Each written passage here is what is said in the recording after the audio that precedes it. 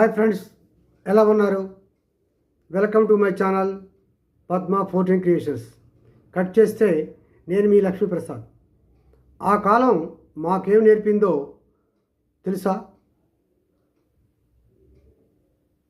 పొలం గట్లపై నడిపించి తడబడకుండా నిలదొక్కుకోవటం నేర్పింది. వాగులో నీటి చలమలు తీయించి నీటిని సాధించే ప్రక్రియ నేర్పింది.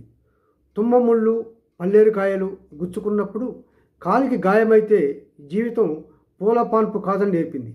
చెట్టు మీద మామిడికాయలు చింతకాయలు గురిచూసి కొట్టడం అంటే లక్ష్యాన్ని ఛేదించడం నేర్పింది. నీళ్ల బిందెను నెత్తి మీద పెట్టుకొని మోస్తుంటే జీవితం అంటే బరువు కాదని బాధ్యతను నేర్పింది. బావి నుండి బొక్కెన బొంగలతో నీటితో తోడించి కింద నుండి బరువును ఎలా లాగాలో నేర్పించింది. ఇంటి ముందు హరిదాసులు గంగిరెద్దు వాళ్ళు వచ్చినప్పుడు ఉన్న దాంట్లో నుండి ఎంతో కొంత ధర్మం చేయడం నేర్పింది. విస్తరణలో అన్నం తినేటప్పుడు అంచులు దాటి కింద పడకుండా తినే ఉద్దికను కూడా మాకు ఆ కాలం నేర్పింది.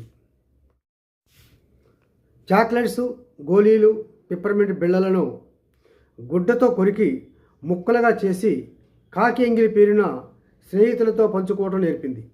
ముళ్ళు గుచ్చుకోకుండా ఈత పండ్లు, రేగి పండ్లను ఓపికగా ఎలా కోయాలో నేర్పింది. నానమ్మ, తాతయ్య, పెద్దనాన్నలు, బాబాయిలు, పెద్దమ్మ, పిన్నమ్మ, అమ్మ, నాన్న, అత్తయ్యలతో ఉండే ఉమ్మడి కుటుంబంలో ఎలా మెలగాలో, ఆ కుటుంబం ఎలా ఉంటుందో కూడా నేర్పింది. వీటన్నిటికి మించి ఊరి అందరితో ఎలా ఉండాలో కూడా తెలిపింది. ధైర్యంగా, ఆలోచనలతో, ఆప్యాయతలతో తోటివారితో ఎలా ఉండాలో కూడా ఆ కాలం మాకు నేర్పిన విలువైన సంబంధ బాంధవ్యాలు. ఇప్పుడు ఎలా ఉంటున్నామో పెద్దవారితో, మా తోటివారితో ఎలా ప్రవర్తిస్తున్నామో ఆ కాలం మాకు నేర్పిన విలువైన సంపద. అందుకే ఆ కాలానికి, మా బాల్యానికి జీవితంలో రుణపడి ఉంటాం. ఏది ఏమైనా విలువలతో కూడిన అనుభవ పాఠాలను ఆ కాలం మాకు నేర్పింది. ఈ వీడియో నచ్చితే లైక్ చేయండి, షేర్ చేయండి, సబ్స్క్రైబ్ కూడా చేయండి. మీ సూచనలు, సలహాలు కామెంట్ బాక్స్లో మాకు తెలియజేయండి. సర్వే జన సుఖినో భవంతు.